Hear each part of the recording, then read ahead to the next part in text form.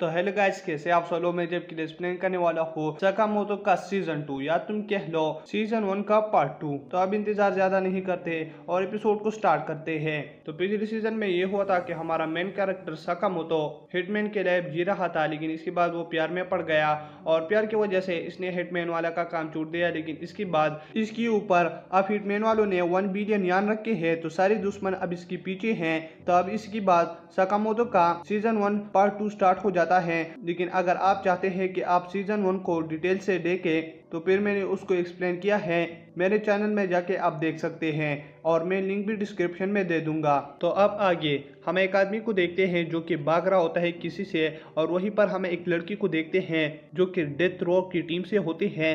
तो इसके बाद वो आदमी कहने लगता है कि मुझे मत मारो, लेकिन वो कहने लगती है कि तुम इतने अच्छे आदमी हो, मैं तुम्हें नहीं मार रही। लेकिन इसके बाद वो लड़की उसके पास जाकर उसे मार देती है। और फिर हम एक और आदमी को देखते हैं जो कि एक जगह में जाकर एक आदमी को पीसों में डिवाइड कर देता है और कहने लगता है कि तुम तो अंदर से काफी अच्छे हो, और उसका नाम अपार्ट होता है। एक और आदमी भी हमको दिखाई देता है जिसका नाम मिनी होता है, और ये लोगों को मार के बिल्कुल रोल बना देता है बॉल्स की तरह। और ये लोग फिर कहने लगते हैं कि हम आ रहे हैं सकामोतो तुमको मारने के लिए। और इधर सकामोतो, लू और शिन जो है ना एक जगह में चले जाते हैं जो कि हिटमैन का ट्रेटर होता है। तो वही पर सकामोतो कहने लगता है कि जो आदमी हमारे पीछे है उसकी क्या फ्लैशबैक की न्यूज़ तुम हमको दे सकते हो। तो कहने लगता है कि वो वहीं पर है और वो इसके लिए 1 मिलियन यान पे कर देता है। और तब इसके बाद हम ऑर्डर के लोग को देखते हैं जो कि एक छोटे से बस में जा रहे होते हैं, और वहीं पर हम उनके नाम को भी देखते हैं। एक का नाम हाया होता है, दूसरे का नाम नागोमो होता है, तीसरे का नाम शिशिबा होता है और चौथे का नाम ओसोरागी होता है। और एक बूढ़ा आदमी होता है जिसका नाम हमको नहीं बताया जाता। और ये सारे लोग बस में जा ही रहे होते हैं, लेकिन इधर वो बूढ़े आदमी के पास मच्छर आ जाता है जो कि उसे तंग करा होता है। तो इन सबको पता चलता है कि अब कुछ होने वाला है, तो वो सारे नीचे झुक जाते हैं। और वो बूढ़ा जो है ना अपनी तलवार की मदद से उस बस के सर को पूरा ही उड़ा देता है। और ये देखकर सारे हैरान हो जाते हैं कि इस बूढ़े में तो काफी ज्यादा दम है। और तब हम फिर से सकामोतो को देखते हैं जहाँ पर वो हिसु के साथ ट्रेनिंग कर रहा होता है। तो हिसुके सकामोतो पर शूट कर लेता है और सकामोतो सारी ही गोलियों को पकड़ लेता है, लेकिन एक गोली को मिस करके। तो हिसुकी कहने लगता है कि कोई बात नहीं, तुम काफी ज्यादा तेज हो और तुम्हारे साथ ट्रेनिंग करते हुए मुझे काफी ज्यादा मजा आता है। और इधर शिन भी आ जाता है। तो वो सकामोतो से बातें करने वाला होता है, लेकिन फिर वो उस पर हमला कर देता है। और सकामोतो कहने लगता है कि तुम शिन नहीं नागोमो हो, और तुम मुझे बताओ कि तुम किस काम के लिए आए हो नागोमो। तो नागोमो कहने लगता है कि तुम्हारे पीछे डेथ रो वाले पड़े हैं, तो तुम्हें मैं वार्निंग देने के लिए आया था कि तुम खुदा और अपनी फैमिली पर नजर रखो। सकामोतो कहने लगता है कि मुझे इस बात की कोई फिक्र नहीं है। और इधर हम लू और शिन को देखते हैं जो कि शॉपिंग कर रहे होते हैं। तो शिन कहने लगता है कि लू तुम्हें पता है ना हमारे पीछे अब डेथ रो वाली पे पड़े हैं, तो वो काफी ज्यादा तेज है, तो उसके लिए हमें खुद को भी स्ट्रॉन्गर करना पड़ेगा, वरना हम सकामोतो का साथ नहीं दे पाएंगे। लेकिन हम देखते हैं कि लू एक केट के साथ केले होती हैं, और इसके बाद वहीं पर एक आदमी आ जाता है। तो ये देखते हुए सारे जानवर उसकी तरफ काफी गुस्से से देख रहे होते हैं। तो शिन कहने लगता है कि तुम कौन हो, लेकिन हम देखते हैं कि वो शिन पर हमला कर देता है अपनी एक्स से, लेकिन शिन खुद को अपनी नाइफ से बचा लेता है। और वो आदमी भी शिन को देख के कहने लगता है कि तुम तो काफी ज्यादा खतरनाक हो और तुमसे फाइट करने में काफी ज्यादा मजा आएगा। और वो लेस निकाल लेता है जिसमें शिन और लू इन सारे लोगों के डिटेल्स होते हैं। तो शिन से कहने लगता है कि तुम्हारा रैंक डी है और इस लड़की का रैंक सी है। तो ये देखते हुए शिन परेशान हो जाता है कि मेरा रैंक डी क्यों है और मैं इतना कमजोर हूँ क्या, और रोने लगता है। लेकिन इसके बाद हम देखते हैं कि वो आदमी दोबारा उस पर हमला कर देता है और शिन एंड लू काफी मुश्किल से बच रहे होते हैं। और शिन उस आदमी का थॉट्स देखने लगता है, लेकिन उसमें कुछ नहीं होता, जिसकी वजह से शिन हमेशा हार रहा होता है। और तब शिन शिप हो जाता है और हम सकामोतो और हिसुकी को देखते हैं जहां पर सकामोतो कहने लगता है कि शिन और लू अभी तक नहीं आई, लेकिन हिसुकी कहने लगता है कि उसकी फिक्र मत करो। तो सकामोतो कहने लगता है कि मैं उसकी फिक्र इसलिए कर रहा हूँ क्योंकि वो कमजोर है। और इधर हम फिर से उस आदमी और शिन को देखते हैं जहां पर शिन इंजर्ड होके पड़ा होता है, और वो आदमी कहने लगता है कि तुम्हें मारकर फिर मैं सकामोतो की फैमिली को भी मारूंगा और ये कितना अच्छा होगा। तो ये देखते हुए शिन काफी ज्यादा गुस्सा हो जाता है और उसकी डोपामाइन ऐसी रिलीज होती है कि मतलब वो फ्यूचर देखने के लायक हो जाता है। यानी मीन तुम कह सकते हो कि इसका एक नया स्किल जो है ना अनलॉक हो जाता है। और फिर वो आदमी उस पर हमला कर देता है, लेकिन हम देखते हैं कि शिन उससे बच जाता है। और फिर वो आदमी कहने लगता है कि इतना तेज कैसे हो गया, और दोबारा अपने एक से उस पर अटैक कर लेता है, लेकिन शिन उसे पकड़कर एक जोरदार पंच दे देता है और शिन कहने लगता है कि तुम्हारा थैंक्स, तुम्हारे वजह से मेरा एक नया स्किल अनलॉक हो गया। अब मैं तुम्हारी मुंह को काफी अच्छी तरीके से पढ़ सकता हूँ। और दोबारा गुस्से के साथ जाते हुए उसे मारने लगता है, लेकिन इधर उसको फ्यूचर देखना बंद हो जाता है, जिसकी वजह से वो आदमी उसे पकड़ लेता है और जैसे ही मारने लगता है, लेकिन इधर लू आकर उसे बचा लेता है। और ये देखकर शिन हैरान होता है कि मतलब लू कब से ताकतवर होने लगी। और फिर वहीं पर वो ड्रिंक को देख लेती है तो वो कहने लगता है कि लगता है इसने ये वाला अल्कोहल पिया है, जिसकी वजह से ये ऐसा बिहेव कर रही है। और फिर उसे समझ आता है कि डिफरेंट ड्रिंक्स ये पिएगी तो मतलब इसका डिफरेंट बिहेव होगा, तो मतलब अब इसने ये वाला ड्रिंक पिया है तो ये ऐसे इसलिए एक्शन मूड में है। और ये देखकर वो हैरान होता है कि ये तो अजीब ही बात है। और फिर लू पर वो आदमी हमला कर देता है, लेकिन लू उससे बच रही होती है और फिर उसको अपनी लिक्सी भी मार लेती है और फिर उसके ऊपर बैठकर उसके हाथ को इंजर कर देता है, जिसकी वजह से वो आदमी चिल्लाने लगता है, उसे भागने लगता है और लू उसके पीछे होती है। लेकिन इधर शीन आकर उसे बेहोश कर लेता है। और फिर हम शिशिबा और सुरागी को एक जगह में देखते हैं जहाँ पर ये दोनों बातें कर रही होती है, लेकिन सुरागी कहने लगती है कि मेरा खाना तुम खा लो और मैं किसी जगह पर जा रही हूँ। तो शिशिबा कहने लगता है कि ठीक है। और इधर हम फिर से शीना और लू को देखते हैं जहाँ पर वो सोए होते हैं और बाहर वो आदमी भागने लगता है और कहने लगता है कि ये तो पागल है और मुझे यहाँ से जाना होगा।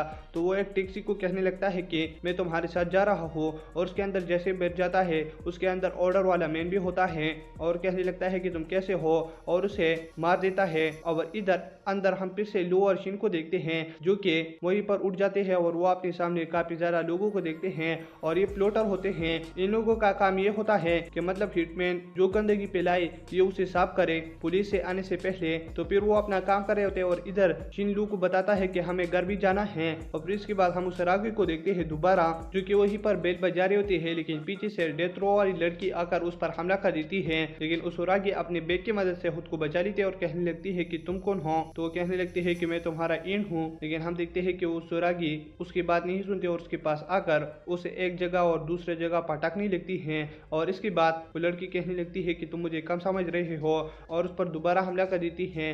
लेकिन इधर उसुरागी अपने बैग की मदद से खुद को फिर से बचा लेती है और उसुरागी कहने लगती है कि मुझे यकीन नहीं आ रहा तुम इस स्क्रैचेस चीज से मुझे मार रहे हो, लेकिन ये तुम अपने बोन्स में कैसे छुपाते हो। तो वो हंसने लगती है और उसुरागी उसका ध्यान बटाकर उस पर बेल से हमला कर देती है, जिसकी वजह से वो नीचे गिर जाती है। और नीचे गिरने के बाद ड्रेड्रा वाली कहने लगती है कि मैं इसको कैसे मार सकती हूँ, लेकिन उसुरागी उसके पास फिर से आ जाती है। तो वो लड़की घबरा कर उस पर हमला कर देती है, जिसकी वजह से उसुरागी का हाथ जो है ना उस स्क्रैचेस में फंस जाता है। और वो लड़की कहने लगती है कि कैसा लगा, लेकिन हम देखते हैं कि उसुरागी की कोई भी इमोशन नहीं होती और उसके हाथ के पास आकर उसे अपने पैर से मार लेती है। और तब हम डेथ रो वाली लड़की की कहानी देखते हैं कि बचपन में मैं जिस चीज से भी प्यार करती थी और उसे गले लगाती थी वो सारी चीजें मर जाती, जिसकी वजह से फिर मुझे क्रिमिनल कहलाया गया। तो इसकी वजह से मैं काफी ज्यादा सैड हुए, लेकिन फिर मैं सच में ही क्रिमिनल बन गई। और इधर हम फिर से प्रेजेंट में देखते हैं जहाँ पर डेथ रो वाली लड़की काफी ज्यादा ट्राई कर रही होती है उस रागी पर हमला करने के लिए,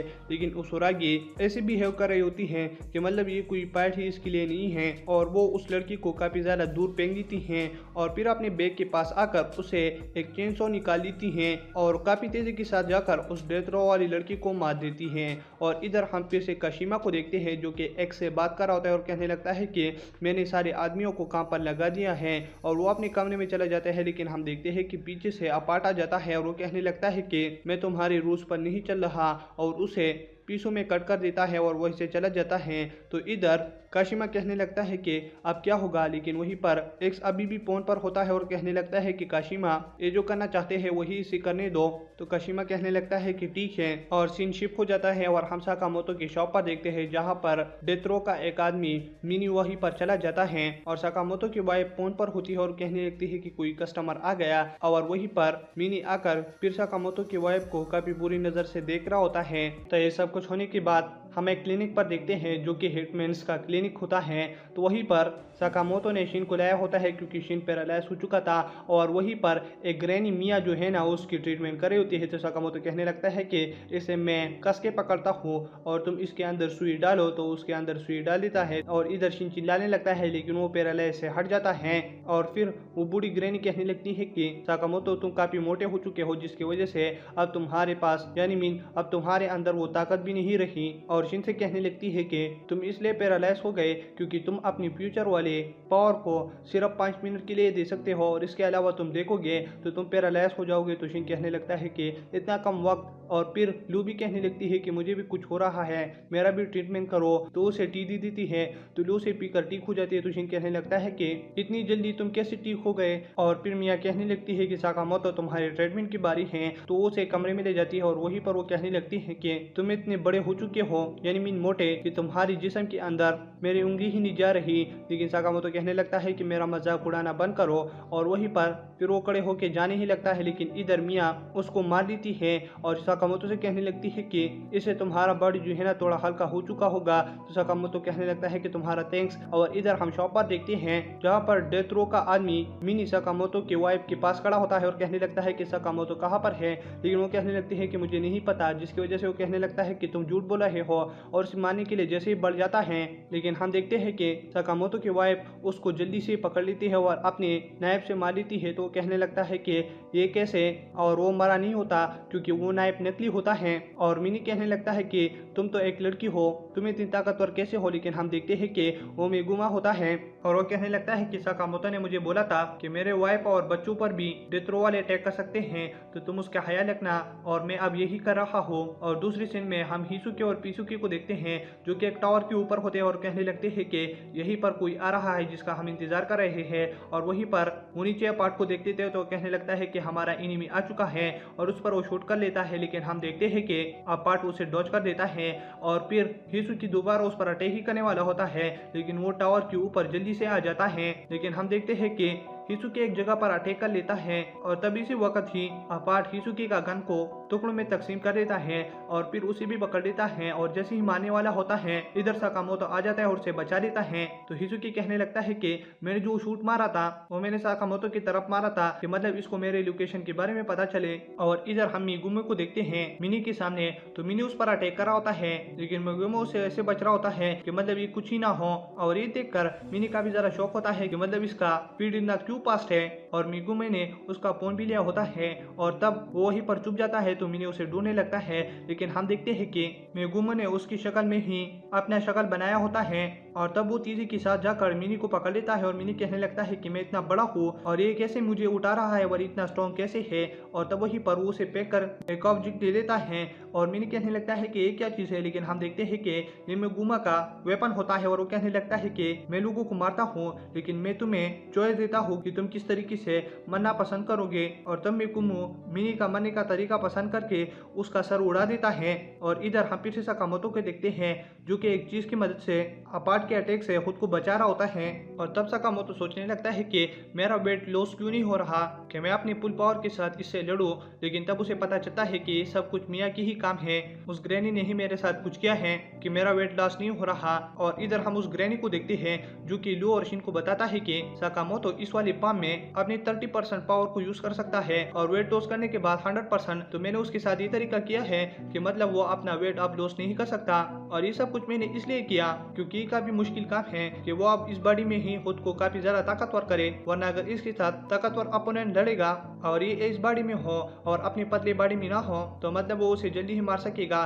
तो इसकी वजह से मैंने ये सब कुछ इसलिए किया कि इस बॉडी में ही खुद को काफी ज्यादा स्ट्रॉन्ग कर सके और पतले होने का वेट ना करे। और ये सब कुछ साकामोतो भी समझ जाता है और फिर वो कहने लगता है कि ग्रैनी तुम कैसे चाहते हो मैं वैसे ही करूंगा।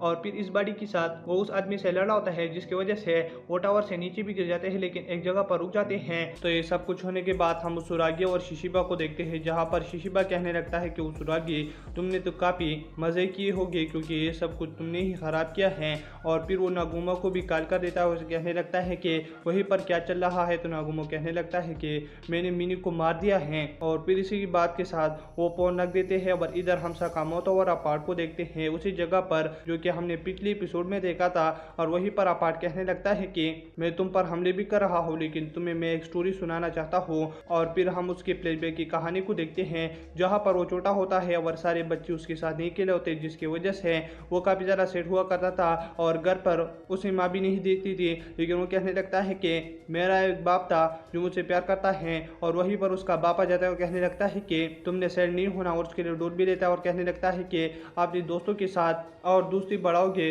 तो फिर वो तुम्हें खेलने देंगे। तो इसकी वजह से अपार्ट कहने लगता है मैं काफ़ी ज़्यादा खुश हो गया, लेकिन मैं फिर से अपने दोस्तों के पास गया, लेकिन उन्होंने फिर से मुझे खेलने से मना किया, जिसकी वजह से मैं घर में आकर उस डोल को भी खराब कर दिया और खुद को भी जख्मी कर दिया। और फिर वहीं पर उसकी डेड आ जाते हैं और कहने लगता है कि कोई बात नहीं, हम डॉक्टर के पास चलेंगे कि मतलब तुम्हारे अंदर क्या प्रॉब्लम है कि तुमने खुद को जख्मी किया। और इसके बाद वो जैसे डॉक्टर के पास आ जाते हैं तो डॉक्टर कहने लगता है कि इसके अंदर कोई भी प्रॉब्लम नहीं है और ये पैदा ही ऐसा हुआ है, जिसकी वजह से अपार्ट अपनी डेड से कहने लगता है कि ऐसे चलते हैं। लेकिन हम देखते हैं कि उसके डेड काफ़ी ज़्यादा गुस्सा होते हैं उसके ऊपर भी कि तुम एक मॉन्स्टर हो, जिसे सुनकर अपार्ट काफ़ी ज़्यादा गुस्सा हो जाता है और वो अपनी डेड को ही मार लेता है। और फिर इधर हम प्रेजेंट में देखते हैं जहाँ पर अपार्ट कहने लगता है कि वो पहली बार थी जैसे मुझे लगा कि मैं अलान नहीं हूँ, क्योंकि मैंने अपने डेड के अंदर देखा जब मैंने उसे मारा वो मेरे ही साथ था। और साकामोतो अब मैं तुमको भी मार कर तुम्हें अपने साथ कर दूंगा। लेकिन साकामोतो कहने लगता है कि जो कुछ तुमने कहा ये गलत है, जिसकी वजह से अपार्ट गुस्सा हो जाता है और उस पर अटैक ही करने लगता है। लेकिन इसकी वजह से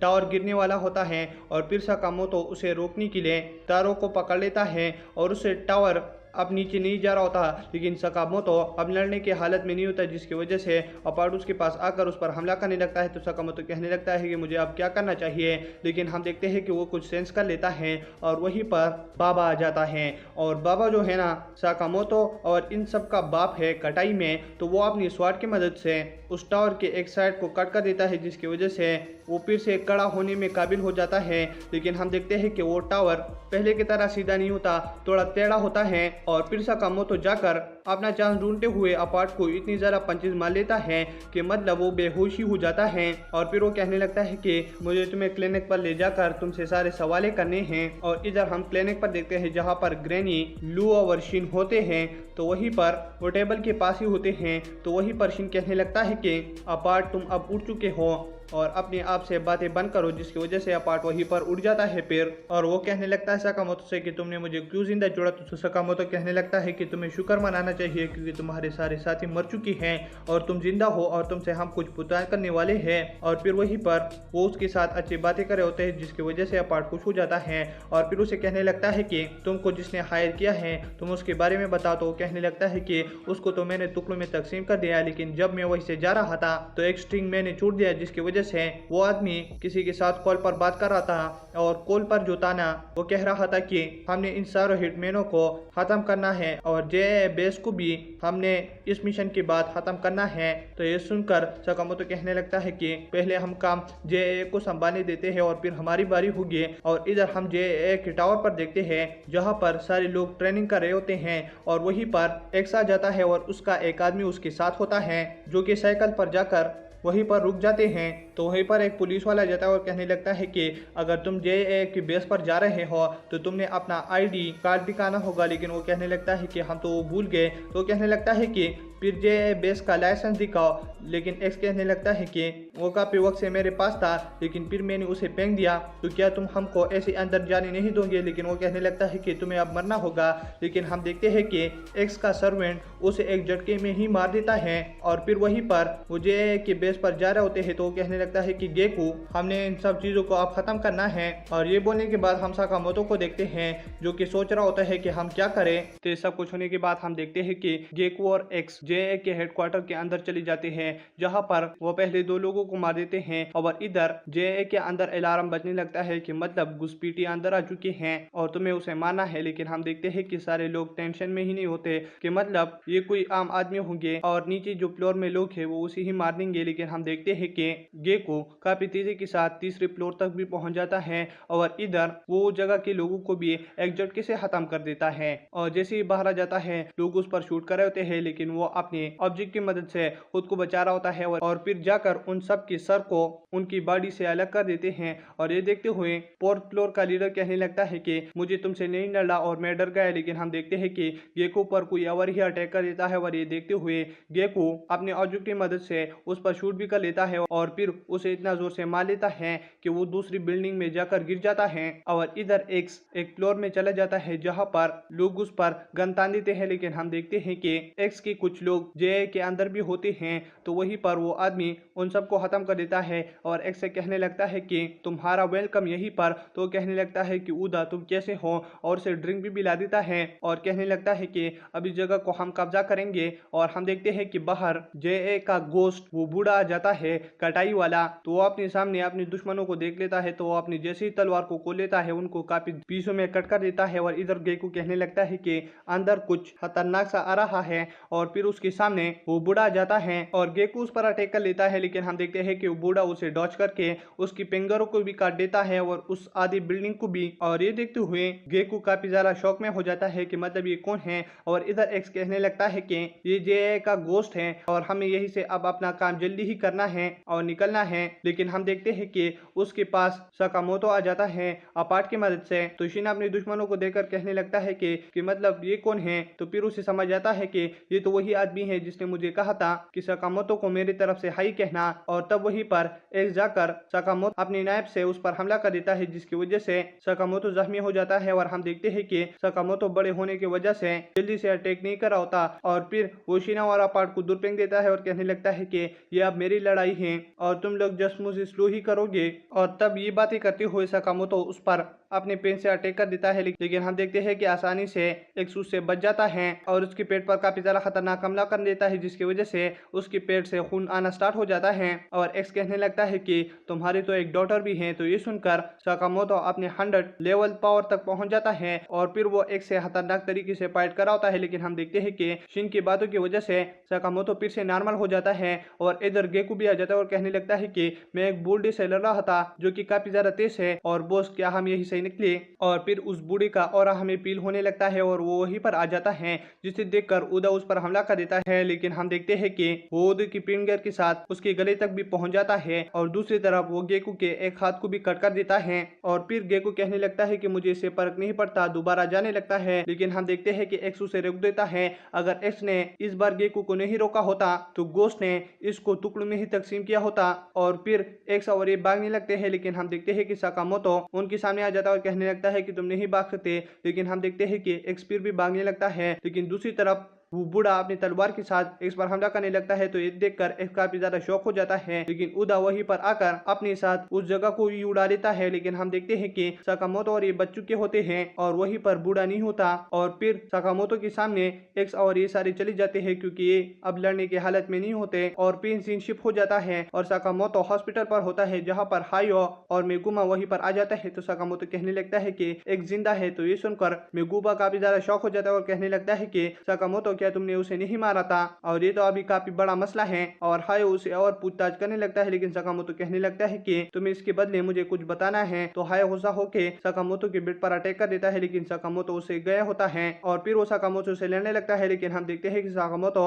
एमआरआई मैग्नेट से हायो को चिपका देता है और हायो से कहने लगता है कि मैं तुमसे हेल्प मांग रहा हूँ। तो ये सुनकर हायो कहने लगता है कि ये और मुझसे हेल्प मांग रहा है। तो वो काफी ज्यादा शौक हो जाता है और फिर वो सकामोतो से कहने लगता है कि अगर एक्स के बारे में तुम्हें और कुछ जाना है तो तुम्हें जेसीसी में जाना है, वहीं पर तुम्हें उसके बारे में कुछ और इन्फॉर्मेशन मिलेगा। तो ये सुनकर सकामोतो कहने लगता है कि तुम्हारा थैंक्स। और तब सकामोतो और शिन जो है ना बिल्डिंग के टॉप पर चले जाते हैं और सकामोतो सोच में शिन से कहने लगता है कि तुम्हारा शुक्रिया सब कुछ के लिए। तो ये सब कुछ होने के बाद हम उसुरागी और शिशिबा को देखते हैं, जहाँ पर शिशिबा कहने लगता है कि हमारे जेए के काफी ज्यादा हिटमैन को मारा गया है, इसकी वजह से हमारे जेए को काफी ज्यादा नुकसान हुआ है और सारे स्टॉक जो है ना जेए के वो काफी ज्यादा गिर चुके हैं और अभी जेए को कुछ और प्लान बनाना ही होगा। और इसके बारे में मैं भी सोच रहा हूँ और उसुरागी तुम इसके बारे में क्या कहते हो। लेकिन उसुरागी चुप होती है और इधर हम गाकू काशिमा और एक्स को देखते हैं, जहाँ पर काशिमा गाकू के हाथ को जोड़ देता है। तो ये देखकर गाकू कहने लगता है कि